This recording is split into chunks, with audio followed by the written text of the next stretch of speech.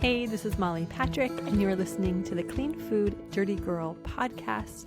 We are all about helping people eat more plants and celebrating imperfection as we navigate life's messiness. Hey there, and thank you for listening and possibly watching this episode of the Clean Food Dirty Girl podcast. This is Molly, and today I have on a very special guest, and I've been looking forward to having you on, Lauren Bernick. Welcome to the show. So, Lauren, you are the host of the Age Like a Badass Mother podcast, and I know that a lot of our dirties will be familiar with you because I know that a lot of them listen to your podcast and are familiar. And I was able to chat with you for your podcast a while back, and we had a great conversation, and we just kind of wanted to keep that conversation going a little bit. And so I invited you on, and so welcome. I'm so happy to talk with you. Thank you. See you again. I'm so happy to see you again. I just loved meeting you. Like I said before, I knew who you were for a long time, and it was just such a pleasure to finally get to talk to you. I love that. I love doing these podcasts because I connect with people who, although I might be familiar with their work, I might not have a conversation with. Mm-hmm. Part of that is because I live way out in the middle of the Pacific. Nobody, I never see much of anybody. But another thing is I'm kind of introverted and I work from home, and it's really nice to be able to sit down and have conversations with people whose work I really admire and to have that connection. So I think that I love doing this podcast for our community, but I also just like doing it for me. So Same. I agree. Yeah. And your podcast is, it's fantastic. You have on a lot of really awesome guests and cover, I think especially being a woman, in her midlife woman, whatever that is. I think that it's a very important podcast. I think you have a lot of really important conversations, and I've learned a lot and have been able to get different perspectives on things. It's been nice. I was listening to a podcast the other day. This podcast I listen to a lot. I really like it, but it's a male host, and he was talking to a woman who specializes in menopause stuff. And I was like, it's just better to hear women talk about menopause stuff. Yeah, that's kind of odd. I mean, I'm not saying that he shouldn't talk to her about it. It's good that he had her on, for his community, but yeah, that's a little out there. Yeah. So the cool thing, you and I are alike in many ways. And one thing that we have in common is that we eat a whole food plant-based diet, and we kind of steer away from oil.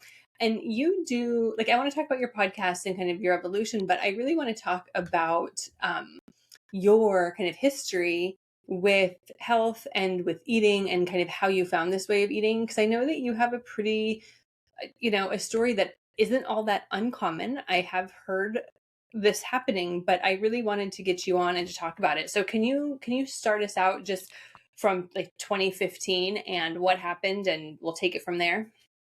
Yeah. So I really thought I was healthy. I was the kind of person who got up, made a green juice, made a smoothie. I wasn't going through the drive-through. I didn't have a dramatic story some of the ones you hear. I really thought I was pretty healthy, but my cholesterol was always around 300, which I knew wasn't good.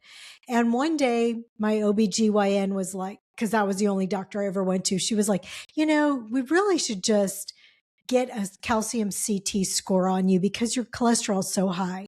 So, and that measures, for people who don't know, the amount of calcifications in your arteries, clogged arteries. And so I was like, oh yeah, okay. So I went, and I was shocked. My arteries were pretty gunked up, and I got a diagnosis of heart disease. I was just floored. And how old were you when you got this diagnosis? 46. 46. Okay. And the thing that was so shocking to me is when I read, the report, it said my arteries were 75% worse than every other woman my age who had this test done. I was in the 75th percentile, I won, you have the worst arteries. And like I said, I was so shocked. And at that time, I wasn't eating a whole food plant-based diet at all. I was pretty vegetarian, but not a healthy vegetarian. I definitely ate like eggs and cheese, but I tried to eat like, a lot of fruits and vegetables. I also at that time thought it was bad to eat carbs. So I didn't eat any whole grains or oats or things like that I've come to find out are really good for you. I don't think I ate a lot of beans, but I ate like low fat dairy and all that, olive oil and avocados and nuts and seeds. So I thought I was being healthy. And my cardiologist said, well, just eat low fat dairy and chicken and nuts and seeds and avocados and fruits and vegetables and you'll be fine, and take a statin and you'll be good. And I was like, well, that's exactly the diet I'm eating right now. And I don't want to take a statin. So this feels like not the right answer for me. I feel like I want to reverse this disease and I want you to tell me how. And he was like, what are you, crazy? Like, you can't reverse this. I've never seen that. So kind of walked away. I mean, I was crying. I just didn't know what to do. And I called my dad. I knew he had he had heart disease. And he said, well, my doctor had me read Prevent and Reverse Heart Disease by Dr. Esselstyn. So I'm doing that. I didn't see my dad very often. He lives in Florida. I'm in Austin, Texas. So I didn't know what he was eating. But I was like, okay. And so I was like, Prevent and Reverse Heart Disease. That sounds like what I'd like to do. So I ordered the book. I ordered the cookbook by Jane and Ann Esselstyn. And just, it made sense to me. Like, I read it cover to cover as soon as it came, started cooking out of that cookbook. And that was really it. I never had like one last fat meal for the road. No, one last meal goodbye. I just started eating that way until I could really figure it out. I just cooked out of the cookbook, ate oatmeal for breakfast. And that was it. Wow. So, so many things to unpack here, but the thing that jumped out at me, one of the things that jumped out at me is like, your dad was like, oh, my doctor told me to read this book. This is not common, especially, No. okay, I'm going to generalize, but in Florida, I would think it would maybe even be a little less common. But Yeah. how did that happen? Like, I did know. he just have a really Well, like progressive doctor, or? no, because let me tell you what happened. I thought the same thing myself because, yeah, that is so uncommon. You really generally hear that people find this way of eating on their own, not through their doctor. Yeah. And so my dad had, 4 stents and all this. And so the doctor recommended that. And he did it for a while, but he got so thin that the doctor was like, oh, now you're too thin. You have to add some chicken back in. And as soon as my dad did that, he needed another stent. And so the doctor never connected the dots, even though he was progressive enough to recommend this. He really didn't get it. And to this day, my dad keeps getting stents replaced. I mean, he's still alive. He's almost 90 years old, so I'll give him that. And he eats, I would say, much better than most people. He eats kind of whole food, plant-based, except he eats chicken and he eats fish because he's very thin and his doctor doesn't like that. So, I mean, I've tried to talk him out of that, but I'm like, it's not going to hurt you to be thin. Yeah. Yeah. Because he's seen you go through this whole kind of transformation as well. So, okay. So you, so the diagnosis was heart disease. Right. This was your diagnosis. Coronary artery disease. And do you know how blocked, like, was there a percentage that you were blocked that you knew of? I don't know. Like, I've come to realize, like, why don't I know this? Yeah. But it was enough that my doctor was very concerned. I should go back and find this out. But 6 years later, I did have a lot of extensive testing done, and it showed that the plaques had receded. So, okay. There's definitely more room in my arteries now. And then I have like nice supple arteries. I make a lot of nitric oxide. I don't have any oxidized LDL, no inflammation. So I have a lot of confirmation that I've had like disease reversal from eating this way. Yeah. And so what happened with your cholesterol? Where is it at now after? I mean, this was like, what, 11 years ago? Yeah. Now? It's exactly 11 Uh-huh. years ago. So my cholesterol, like I said, was almost 300. At Mm-hmm. one point, I think my body was in shock. It came down to like 188, which I just couldn't believe that was so low for me. But Mm-hmm. it hovers back between right now. I just got it tested. It's like 199, but Mm-hmm. usually it's like the 199, 200 to like 210, 220. Mm-hmm. So it goes up and down, but um, I think that's not the only measurement Of course. that Yeah. we should be looking at. I mean, I've changed the size and shape of my blood platelets. My Mm-hmm. blood pressure's really low, or, low in a good way. Um, I've lost 20 pounds and I've been able to keep it off all these years. Whereas, a lot of people as they get older, I mean, I'm 57 now, and a lot of people gain weight, with menopause and all that. I haven't gone through menopause yet, but but just a lot of people my age have trouble with weight and so forth. And so I just love this way of eating because Yeah. I feel like it just covers all the bases. It Yeah. agrees with me. Yeah. And it was able to do something that a lot of doctors don't even think is possible. Right. And Yeah, that's reverse your disease. And I yeah, mean, and a lot of people, I've heard people say, well, you can prevent heart disease, right? But right. reversing it, no. And even within the whole food plant-based community, I think there are people who are still like, no, you can't like Yes. reverse it. But I mean, you kind of experienced that firsthand. Were you I mean, it sounds like you were really all in once you read this book and you're like, Hmm. okay, this is what I want to do. Were you like, was it an easy transition for you? And like, were you surprised at how effective it was? Yeah. I was it easy? I mean, I guess look, it's been so long now and it's Yeah. so second nature that Yeah. it's hard for me to even remember, but I'm sure for like I'm sure there was a lot of panic when I left the house. I remember that. Like eating at home was fine. But if I knew I was going to be out running errands all day or if I was going to dinner with people, I was like, "Oh my god, what am I going to do?" And so getting used to all of that was difficult.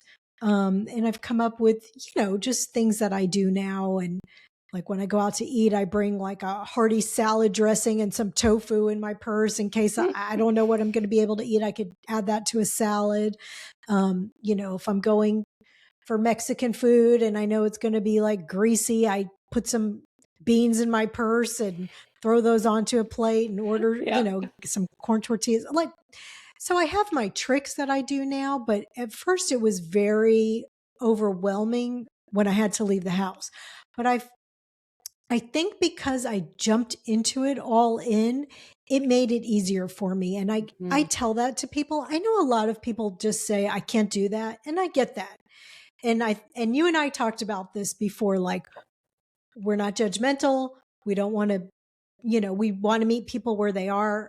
And if you just feel like you can't go all in, that's fine. Just eat some more fruits and vegetables and beans and, whole grains, and take out some of the bad stuff, the dairy and the oil and the meat. But for me, I found that it was easier just to go all in. It gives your palate a chance to change. It gives you a chance to see results, to feel better, to experience, having some energy from eating this way. I always say, it's like a high vibration diet. You're not eating animals. Mhm. You're not eating anything that didn't want to be eaten. So it's alive. The food is alive. It's like a high vibration diet. And I love that. And it really agreed with me. And I was able to kind of stick to it. I wanted to. I was really scared I was going to die. The doctor told me, the Mhm. cardiologist told me, like, you have a 20% chance of having a heart attack in the next five years. I was young. I mean, I was Yeah. young. I wasn't even 50. Yeah. That's a wake up call. I mean, and I was scared. I think that's pretty common. I think that a lot of people make, and I think we talked about this on the show too, like a lot of people make this change when they get some kind of news like this, because Yeah. I think at the end of it, like, so funny. Like, we all know we're going to die, and we've all Right. had people in our lives who we've loved who are close to us who have died. And yet we think we're so like, we have this idea that like that's so far away and like, we can't even imagine it. But once we hear news like, hey, this is kind of serious, I think it really does just kind of slap you in the face. Hmm. And I think that a lot of people kind of do get scared enough that they're willing to get out of their comfort zone. Right. To make a change. Yeah, Yeah. to make a change. I And agree. the high vibration stuff that you talked about, I think it was a couple, like the last episode that dropped, I was talking with somebody, his name is Juan Steigerwald, really interesting guy. And the whole episode was about manifestation. And it was a much different kind of episode that I usually do, but he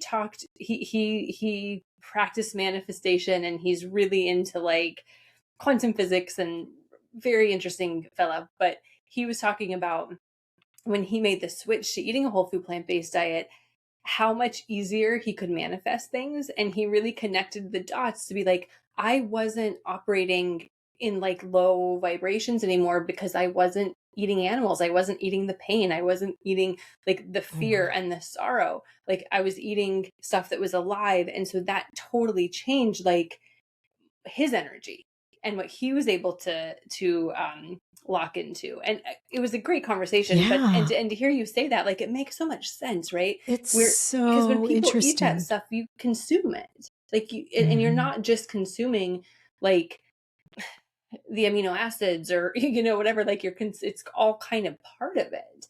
And so Hmm. I kind of love that you brought that up. So thank you for letting me riff on that. Yeah. I mean, I agree with that. And I mean, I've never been a fan of meat, but I've eaten it throughout the years, just whatever was on my plate. It was convenient. Somebody made it for me. But like sometimes you'd get a bite and you'd be like, ew, what's that? It feels weird or whatever. And it reminds you, okay, that's somebody's cartilage or, something like that. That's just gross. And so I think everybody's kind of had that experience, but you just put it, you're like, all right, well, let me move on. Let me eat the neck piece. I'll spit that out or whatever. You have to kind of put it out of your mind if you're going to be a meat eater. And I really love that I don't have to do that anymore. So like I said, it agrees with me. Hey there, we're going to take a real quick pause, and I'm going to ask you this. Are you tired of doing mental gymnastics when it comes to dinner? And would it totally light you up if you had a constant flow of healthy, delicious, plant-powered meals without the stress of planning or crossing your fingers that it's going to be yummy? That's exactly why we created our Clean Food Dirty Girl Meal Plan Club. Every week, you follow our done-for-you plant-based meal plans, complete with grocery lists and simple batch cooking instructions. No more guesswork, no more wasted food, no more recipe fails, and no more wondering what's for dinner. All you have to do is follow along, and healthy, delicious dinner is at your fingertips all week long. Our members say it's their secret system for saving time, eating healthier, and finally finding their plant-based flow.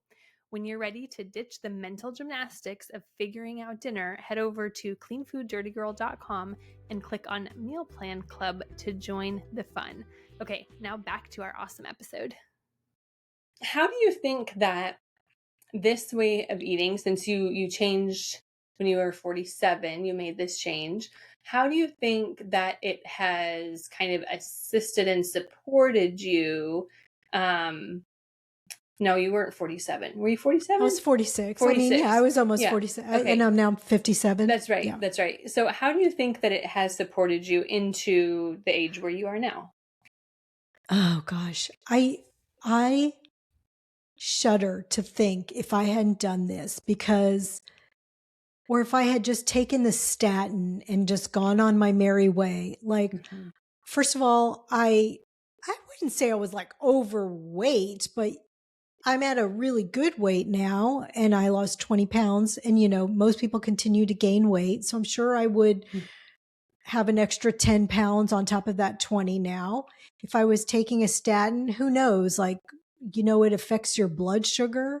I already was had some metabolic disease going on, and I bet you I'd be on some metformin or something for blood sugar now. probably something for blood pressure because my blood pressure was a lot higher and now it's in such a good range. So who knows? Like, I think that I would just be starting to have all the common ailments that people my age have and that I see some of my friends having, joint pain and Mhm. all kinds of things, really bad menopause experiences. I don't have, knock wood, yet any hot flashes or things like that.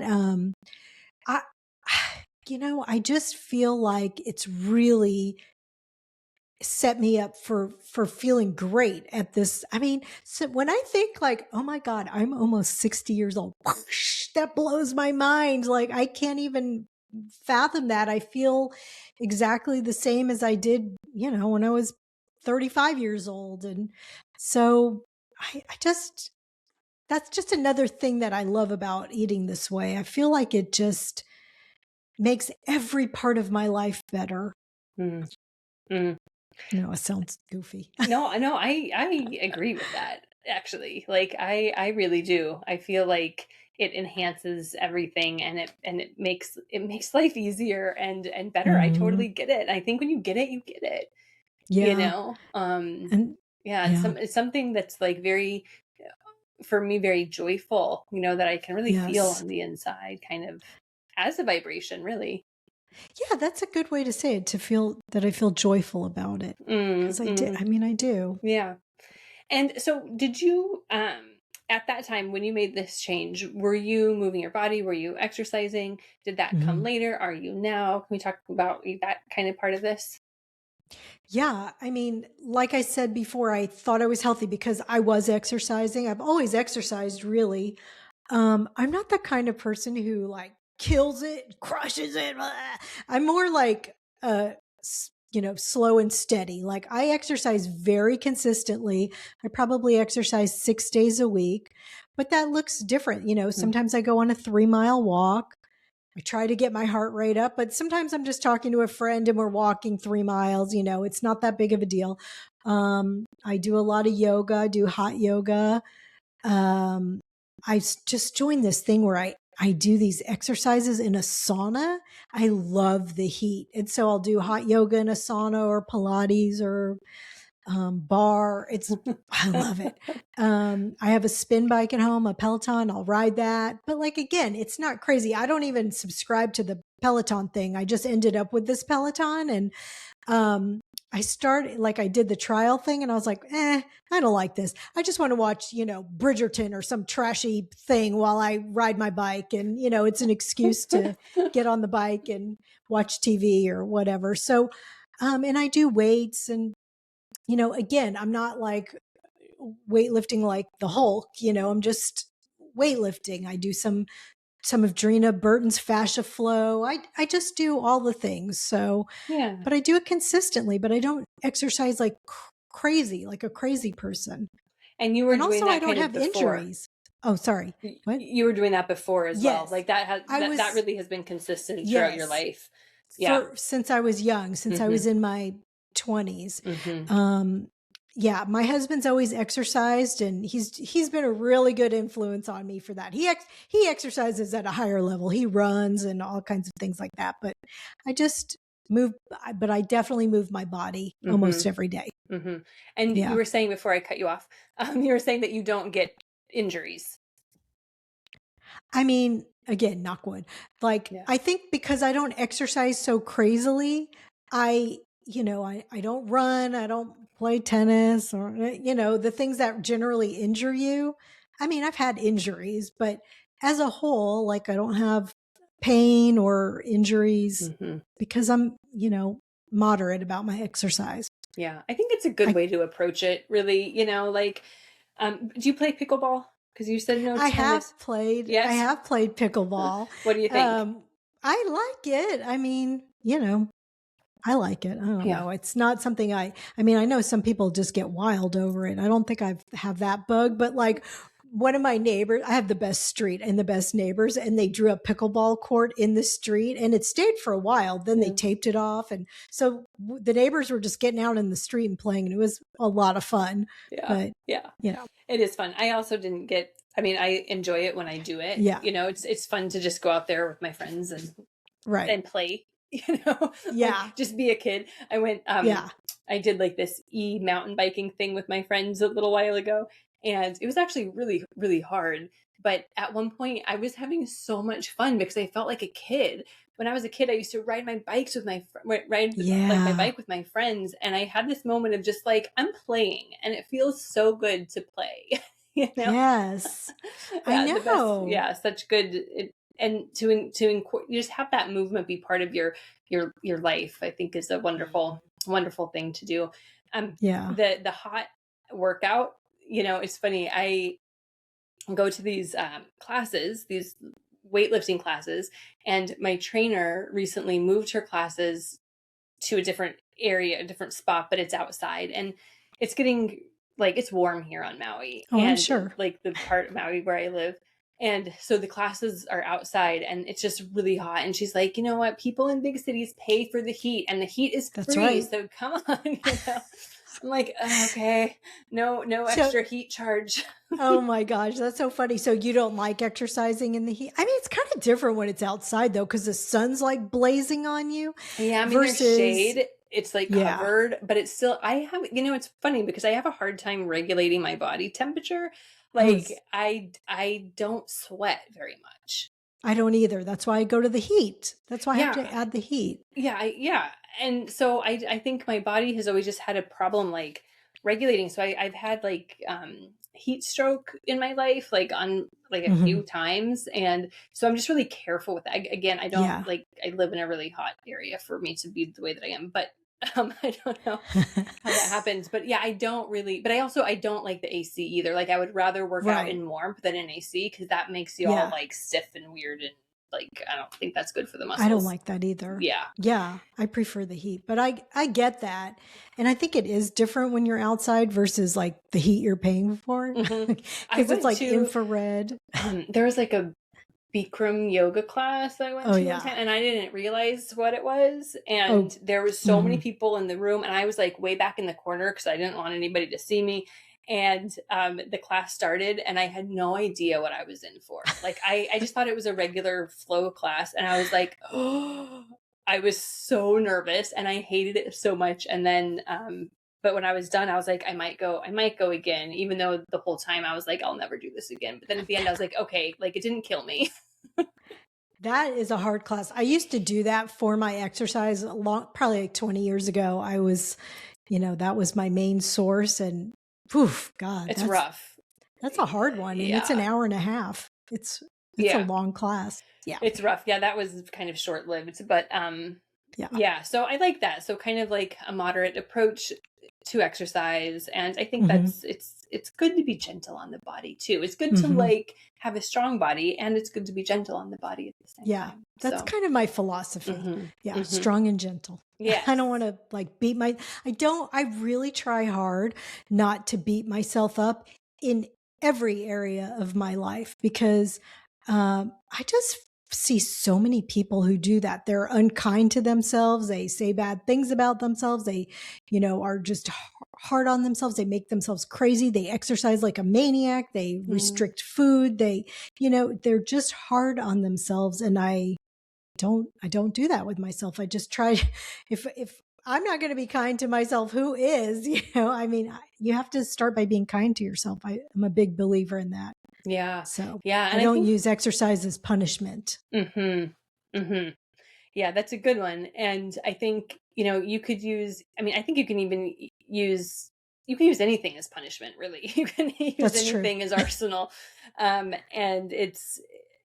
I think that people are so used to that. What would you say to somebody who does really struggle with that and who does tend to beat themselves up? Like, what would you offer as a suggestion to kind of, I don't know. I mean, I guess people have to be ready to make Mhm. that change, but how are some ways people can approach that if they're ready to make that change? I mean, especially women, we're very conditioned to be hard on ourselves from the time that we're little. Women receive a lot of feedback on their looks, and their behavior, but not their competence. And so we're really conditioned we've internalized that, and then we're hard on ourselves and we say mean things to ourselves. And I would say you have got to start catching yourself saying mean things to yourself and then just be like, well, stop that. I always like, when I do talks, I do, I get like, I have a slide up behind me when I'm doing a talk of Vanilla Ice. And I always just say, like, whenever you say something bad about yourself or somebody else, stop. And then, immediately what goes through my mind is collaborate and listen because, I grew up on Vanilla Ice. But you don't have to say that part out loud, but you do have to say stop, stop. And you have to stop saying mean things to yourself and then replace it with something nice. Like when you were a little kid or, if you had little kids and they'd fight, you'd say, now say something nice to your brother or whatever, make up. You have to say something nice to yourself. You have to stop, replace that bad thought with a good thought and say something kind about yourself.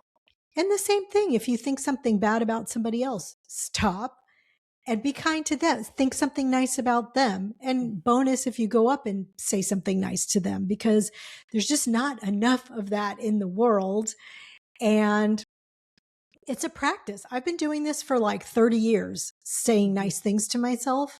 And I really, it happens. Obviously I'm a human and, once in a while I'll slip up and say something unkind to myself in my head, but I'm like, stop that. That's ridiculous. Don't do that. If you're not going to be nice to yourself, you can't expect others to be nice to you. You have to be your own cheerleader. Yes. We're the best cheerleader we can have for ourselves, really. Because nobody knows us as well as we know ourselves. Exactly. The good, the dirty, the whole, the good, the bad, the ugly, all of it, the wonderful. I was listening to one of your podcasts the other day when I was walking, and you were talking about like going when you notice somebody and like you like their hair or you think that they look nice or you like their outfit to kind of go up and tell them. So can you talk a little bit more about that? Is this something that you do on a regular basis? I do. I try to, like I said, sometimes if I catch myself thinking like, what is she wearing? Or, something really unkind. I'm like, what are you doing? Shut up. That's so mean. Like, be nice. And then I stop and I'm like, what do I like about this person? Oh, they have a beautiful smile. And so I'll say that in my mind. But like I said, bonus, if you go up, if you think that people don't need kind words, that's what we need more of. And it's contagious and it has a ripple effect. So I try if I can, if it's conducive, it's not like a crazy situation going on. I try to go up to that person and say, you just have such a smile. It lights up the room. And then they're like, oh my God, thank you. And then, sometimes we start chatting and usually they give a compliment back because they just, I don't know. That's what we do.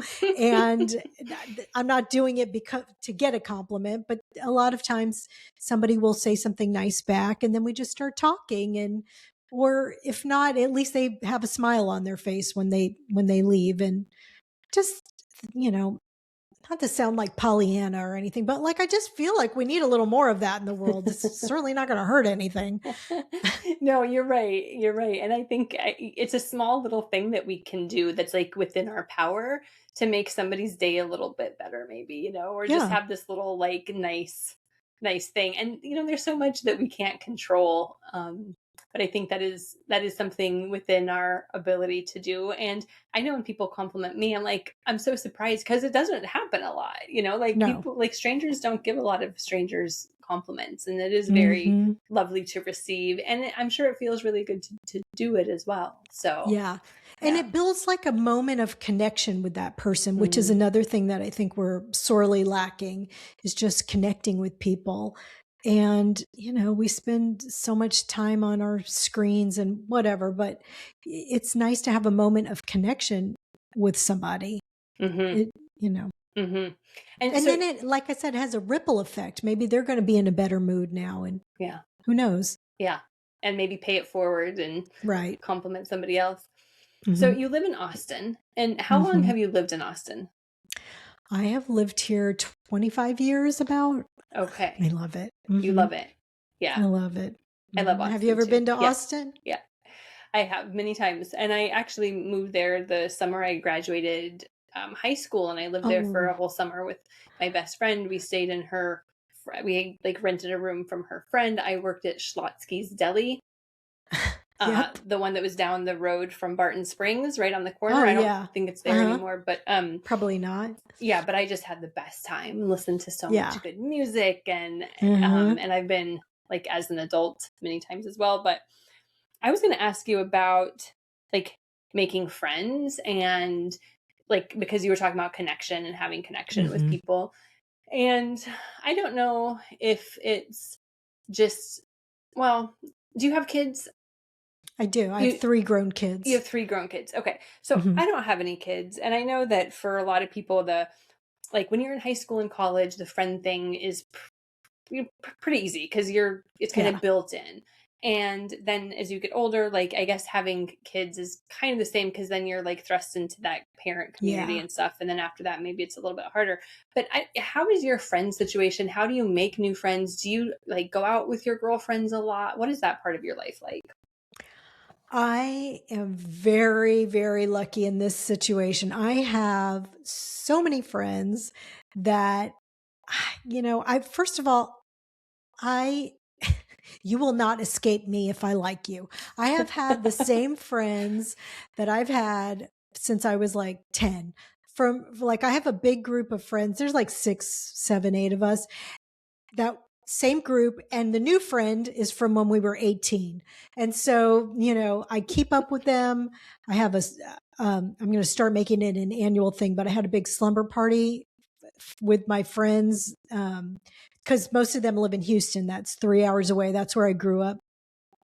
And, I just make it a point to stay in touch with them. But you're right. And then I have my friends from, the mom group and Mhm. all those and just other friends. But honestly, even I've made friends just in the last few years, new friends that I have.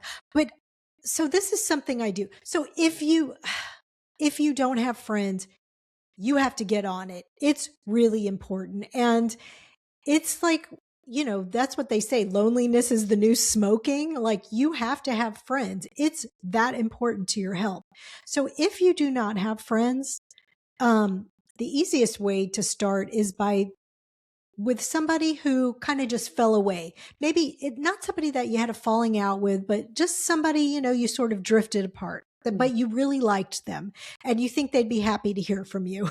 So that's the easiest one to start with is The low hanging fruit. I the like low hanging it. fruit. Pick up the phone and be like, "Oh, I'm so sorry we haven't talked in years, but life got in the way and now I realize like I miss you." And if they live in the same city, can we grab a coffee or go for a walk or whatever? And that's the easiest thing is the low hanging fruit. Um, but I've honestly made friends just doing this podcast. It's weird. Like I've met people um, who ended up living in Austin that I interviewed that I didn't even know. And then they brought me other friends. They're musicians and just this cool group of people that I've met. And so I wanted to bring them all together. So I started having these potlucks at my house. Mhm. And it's been such a blast. I just put out a call for another one. I mean, like 20, 30 people come to these things. It's crazy. But a potluck is so good because it's easy. You just say, like, all right, we're going to have Italian food. Everybody bring something. And, that's one way to do it. But just to bring people together because I'm telling you, everybody is like, oh my God, we're craving this. We don't have enough of this. It's so much fun to have a big group of people together and, get to meet all. And now they're all becoming friends. And a lot of these people are people I didn't really know very well, but now I've become friends with them and they're really cool. They're just awesome people. Yeah, I love that. So, yeah. Potlucks were a big thing when I was growing up. Like there were a lot of Hmm. potlucks that my mom would do, or like my friends' parents. Like there was always a potluck. I remember growing up, right? Always. And that's, I mean, people Yeah, just did that all the time. And so I started doing that actually, you do. and then it's funny because it kind of spread. So like I would do it and just say, okay, we're gonna have a potluck. Bring a really yummy like plant based thing, and people would come and then somebody would be like, oh, this was really fun. I'm going to have one at my house. And so then they would do the one at their house. And so it kind of spreads. So it's really nice to be able to facilitate that, because then people do recognize like, oh, this is actually really good. And even for me, I'm very shy. I'm introverted. The friend thing, it's hard for me. Like, I'm the kind of person who, if I make plans with a friend, I secretly hope that they cancel so that I don't have to go, even though I do really want to see them. Yes, There's I another get part that. of me that just would rather stay at home on the couch with my cat. But even for somebody like me, after, a get together like that, I'm like, oh, I feel really renewed. And I'm like, oh, that was really important for me. Like, even if I wasn't Mhm. really excited leading up to it, it's so good that I did that, because Mhm. we, like you said, I mean, we need that connection. And I think right now, especially, people are losing some of that connection. And, we're kind of going a little bit more like inward than outward right now. Mhm. So I'm glad that we brought Yeah. this up and that we talked about it, because I think I Yeah. would like to inspire more people to have potlucks. So that was perfect. Thank you. I agree. You know what? And it's so easy. I feel like we got away from it, and then everybody's like, "Oh, I got to have a dinner party." And I did Right. too. And then I was like, "Okay, this is a real pain in my ass." And Yes. I don't want to cook for all these people. It's too much, but potluck is easy. It's so, all you got So to do is much clean your easier. house. Yeah. It's, Like, yeah, I'll cook for 4 people, but I'm not going to cook for more than that. If it's it's a more than that, lot. it's like BYOD, bring Yeah. your own dish, Mm hmm. Mm hmm. So yes, awesome. That's always available to people. So yeah. And I think that's such a part of this, because so much, I mean, this is really a lifestyle. Whole food, plant-based eating for me, and from experiencing it for so long, it's not a diet, like, it's so far from Right. a diet. It really is more like a way of life. And what I've seen from other people doing this is, once you start eating this way and feeling really good, that really does go over into other areas of your life, and you start to look at other things, like moving your body, like connections you have, like your sleep. And so I think that's one reason why it's so effective, Yeah. because it reinforces other really healthy lifestyle choices. Yeah. I mean, that's a good point. It really does. I didn't really, I mean, I guess I thought of that at some point, but I think that's really smart that it does. I think one thing leads to another kind of thing. It's the same with an unhealthy lifestyle, I guess. Mm-hmm. Can snowball in the other direction. Ah, So that's so true. Yeah, that's so true. I mean, it's so easy to not work out when you don't work out. that's exactly right. That's exactly Like, it's right. very easy. So, yes. Okay, I want to talk about your podcast, your like awesome, amazing podcast. Tell me what inspired you to start this podcast, and a little bit about your experience. Like, I just want to dive into that. And if anybody doesn't listen to your podcast, go listen, go subscribe, and Oh, thank download you. episodes. It's yes, how to age, or It's sorry, called Age Like a age. Badass Yes, Mother. age like a badass mother, and Yeah. it's awesome. And So Molly will what? be on soon, Yes, probably in a month or so. I don't know. yeah, that's Well, right. who knows when this will drop. Yeah. But well, thank you. Yes. So how I started, I was in corporate America for a long Mhm. time and left that. Um and I really wanted to, I don't know. I was looking at my mother aging versus her sister. Her sister is Mhm. 9, 10 years older, and I've actually had her sister on one of the earlier podcasts. Um, and I was like, what? My mom is 9 years younger, and she looks like she's 9 years older and acts like she's 9 years older than her sister. That was really one thing that got me thinking, like, why are some people aging better than others? And then, of course, having that experience of eating a whole food, plant based diet and having so many good health outcomes with that, I really just wanted to explore that. And a secret is not very well kept secret now, but there's a lot of people who want to be healthy. And when I tell them what I do as far as eating a whole food plant based diet, they're like, yeah, no, I want to be healthy, but I don't want to do that. And so this is maybe my way of sneaking in the back door by Mm. dripping on them a little like honey, over and over, and having people who have had really good health transformations. So, people could maybe do it that way. Mhm. So that was kind of some of the inspiration. Love it. Yeah. And you've had a lot of guests, um, a lot of very helpful conversations. So why was it that your aunt was so much seems so much younger than your mom, even though she was older? You know, I think my mom had a lot of bitterness. She died about a year and a half ago. My Mm, aunt's still alive. My aunt's like 90.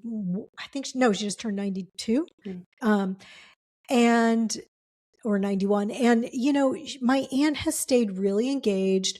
My aunt has done a lot of work on herself. She used to go to EST. Remember EST in the 70s? I never knew Est. what it was, No. but it was like a thing that all the grown-ups were doing in the 70s. It was like all self-help. Hippie Oh. kind of, I don't even know what it was. But I remember she was always going to EST and going on these retreats. And, she hiked the Himalayas when she was in her 50s. And she tells this story. She was a interior designer in New York City. She still lives in New York. And she designed in the 70s or 80s a lot of Donald Trump's model apartments. And she knew that he had a reputation for not paying. And she was real hard ass. And she told them, I'm not doing one bit of work unless I get paid in advance for this. And she did. I mean, she was that kind of person, just like a real go-getter, real hard ass, really, like I said, she's been in AA for like 40 or 50 years. Wow. So she's really Wow. done a lot of work on herself Hmm. and stayed engaged and done different things and traveled, and she's taken good care of herself. She's always exercised. She eats fairly well, not great, but fairly well. She's, in pretty good shape still, but and my mother just kind of checked out. Like she just got bitter, Hmm. not totally, but I mean, I don't want to make her out to be like a horrible person. She also had some jealousy over her sister and things like that, she let eat away at her. She didn't keep up with her friends. I saw that a lot of her friends, died. She didn't make new ones, Mm. or she let those relationships go. So that was it. She smoked her whole life, until she started just having heart attacks and lung cancer and all that. Mm. She just didn't take good care of herself. She didn't exercise. She ate okay. She ate a lot of fruits and vegetables and beans because my stepfather was from the Middle East and he cooked. So she ate okay, but she just, well, I shouldn't say she ate okay because she was always on the Atkins diet too. So Uh-huh. she ate a lot of high fat, although she ate a lot of fruits and vegetables, she also ate a lot of high fat foods. And, the last 6 years of her life, she just was in a recliner watching TV all day. She just Mhm. didn't have any quality of life. Mhm. And I really think it's important to stay engaged, to have the community, like we were talking about, take good care of yourself. It shows up later, you're however old you are now, you're practicing for being an old lady, for, your old lady self. So make it good. Yeah, I love that. And I think we were talking about on your episode when I was chatting with you, is we were talking about um it's not necessarily, I mean, we're not going to live forever, but it's Right. about like the quality of the years that we do have and the quality of life we have. And yeah, I don't like want to live to 100 if I am going to not, if I'm going to be really sick and feeling horrible and being, really, really miserable.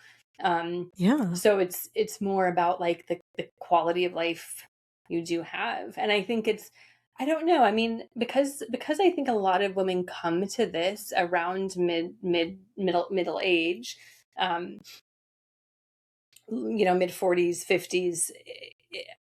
I don't know. I mean, it's not too late, right? Like it's not too Never. late to start to shift things or to turn things around if you are going down a path that you're like, okay, if I keep going like this, like I'm going to be like not a healthy old lady and I want to be a healthy old lady. Exactly. So if somebody was at that point, what would you say, what would you suggest, or what are some invitations you could give to kind of start to turn things around a little bit? Like what would have you wanted, like if your mom would have followed any of your advice, what would have advice would have you given her? Yeah. I mean, Oh, there's so many times I tried to get her. Like she had a heart attack and I stocked her freezer with all whole food plant-based things. And she's like, nah, I don't want to eat this. I just want to eat the stuff on top of the baked potato. Potatoes make you fat. I just want to eat the sour cream and the bacon and so I would say definitely start by eating, adding more fruits and vegetables and legumes and whole grains and try to take out some of the things that we talked about earlier that are not so good for you. Just walk to your mailbox. If you don't exercise at all, just walk to the end of the block, just whatever it is, and just try to do a little more the next day. But and don't beat yourself up. I mean, I think that's where I would start. That'd be the first thing I would say is what I was talking about earlier. Talk kindly to yourself. That would be the first thing I would change. No matter what circumstances you're in, start by talking kindly, then with the food, then with the movement, then with trying to reconnect with your friends. But just realize it's never too late. I mean, we hear stories all the time, right? About people who are 70, 80, 90 and make changes and have really good results. But it's never too late. It's never too late until you're dead. Then it's too late. Yes. So, and I like where you start, your suggestion, just like, don't talk nice to yourself. Be nice to yourself. I think that's always a wonderful place to start because that'll make the rest easier. I think so. Because you've had so many awesome guests on your podcast, is there any sort of like wisdom or is there any common threads that you hear a lot with your guests? Like that you're like, I hear a lot of my guests say that. And so is there any kind of like wisdom that you can share with us from your podcast like that? Yes. Thank you for asking that because I started noticing that and I'm writing a book. I keep saying that so that I hold myself accountable. I'm writing a book and I'm writing my memoir through all the lessons that I've learned. But there are definitely lessons that the people who are aging well all kind of seem to have in common. And one of the biggest ones is gratitude. I mean, this is not news. I mean, everybody kind of knows this gratitude, but it's certainly one that if they're living a long time and they are great, like they get up and they're like, oh my God, it's a beautiful day. And I'm so lucky, to live where I live and to have a beautiful breakfast or whatever it is. They just notice things. They're grateful for them. And the more I think gratitude begets gratitude and it also begets just more good things in life because you're noticing them. And it's a way of signaling to the universe, God, whatever. Yeah, more of that, please. More of the good things. And so gratitude, I think, is a huge one. I think advocating for yourself, like especially when you get older and if you do start having health problems, people who advocate for themselves, like, ask one more time to the doctor for a different test or something like that, or advocate with your boss or, just speak up for yourself. It's just again, talking nice to yourself. If you're not going to talk nice to yourself, who is? But the same with advocating. If you're not going to ask for something for yourself, who is? And it's made a big difference in health outcomes for people, job outcomes, career, mending fences, just having opportunities just by asking one more time or asking in a different way. So I think that's a big one. Eating plants, having something they're passionate about, a reason to get up out of bed in the morning, something they enjoy doing. And what else? And just being kind. That's another one. Practicing kindness, both to yourself and to the outward world. So and community. They also have a lot of people around them. So, it's not so different from like the blue zones. We've all heard of the blue zones. It's kind of, Dan Buettner and all that. It's the same. It's really the same concepts, but I've been hearing them from all kinds of people. And I'm like, there's something to that. Yeah. Yeah. Well, thank you for sharing that that wisdom with us. And yeah, and like I said, for anybody who's listening, definitely check out Lauren's podcast. It's awesome. Thank you. Okay, is there anything else you want to share? Do you want to wrap up? What did I miss? Do you think we did good? What did I forget? I think you're the best. I think you're the best, Molly. Did we miss anything? No, I don't think so. I mean, if we did, then we did. Okay, yeah, I think it was a really good talk. I really enjoyed talking with you, and I wish you lived closer. And you know, I've been in Hawaii a couple of times the last couple of years. Not in Maui, but I would have come to see you because, like I said, you can't escape me now. I like you. That's right. So. Okay, well, if you have plans again, you know where to find me. Same. Oh, I know what I wanted to ask. Can you share just a couple of your favorite books? Like, doesn't matter if they're like whole food plant-based books or novels or whatever, but like, what books are you loving lately? Oh my gosh, that's such a good question because I read all the time and now I'm not going to be able to think of any. Let's see. What am I reading? Oh, dang, I need to look in my Kindle. What am I reading? Well, I go back and forth. I usually read like more than one book at a time. Right now I'm reading Kara Swisher's book. She's like she was in the high tech world. And it's called Burn Book. And that's pretty interesting. She gives all the down low on all the tech bros. And, yeah. I know what you're talking about. Yeah, I haven't read it, but I'm familiar. Yes. Yes. So that's good. What's one of my, I should know this. One of my favorite books that I was really surprised that I like, we read in book club. My book club is hilarious. We all read, but the rule is you don't have to read the book, but you do have to bring a bottle of wine. And we don't really discuss the book either. Why not? Yeah. I know. Like people are like, did you read the book? Yeah. Did you like it? Yeah. But one of the books that surprised me that I liked was called, what was it called? 11/22/63. It's the day that JFK died. I might be saying, it's by Stephen King. I might be saying the name of the book wrong.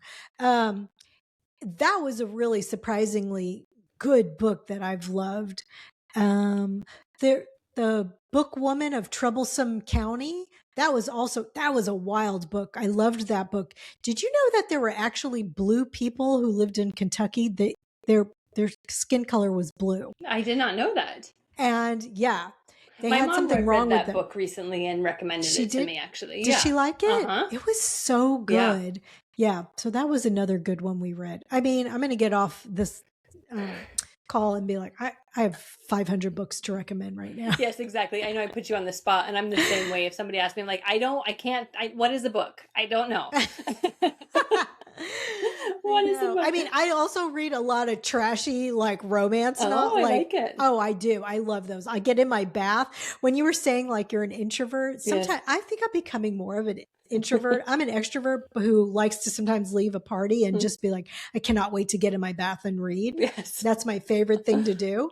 And but I love, like I mentioned Bridgerton before, I love the equivalent of a book like that. So I just want to read like a romance thing. Sometimes it's the best, like just totally nonsense. Just, yep. I read, it was so funny. I took a trip to Africa like in 2022, the like first part of the year. And it was a long trip and it was my ex and we went to Namibia and we rented a truck and did a whole, like we drove around 3 different countries in Africa but it was like very remote places. And I finished the book that I brought with me. And I was like, I need a book, but there was like nothing. There was no, like, there's not a bookstore or anything because it's so like rural and remote.